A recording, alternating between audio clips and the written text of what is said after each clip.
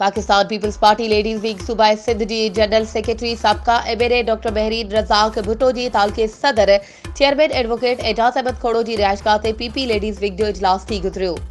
इजलास दौरान डॉक्टर बहरीन रज़ाक भुट्टो ख़िताब कंदे चयो त पाकिस्तान पीपल्स पार्टी हमेशा ग़रीबनि ऐं मिसकीननि जी मदद कई आहे। हिन दफ़े बि इलेक्शन कराइण में पाकिस्तान पीपल्स पार्टी जे चेयरमैन बिलावल भुट्टो ज़रदारी जो अहम किरदार रहियो आहे।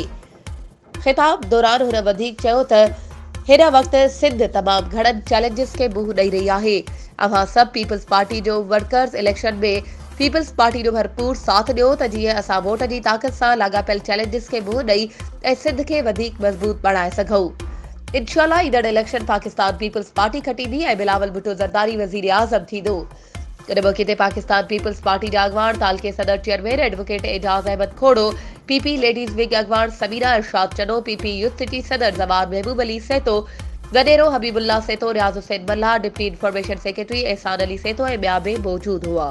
वधीक ख़बरुनि ऐं अपडेट्स जे लाइ असांजे चैनल खे सब्सक्राइब कयो ऐं हा बेल आइकन खे प्रेस करणु न विसारिजो त जीअं असांजी हर नई अचण वारी वीडियो तव्हां ताईं पहुची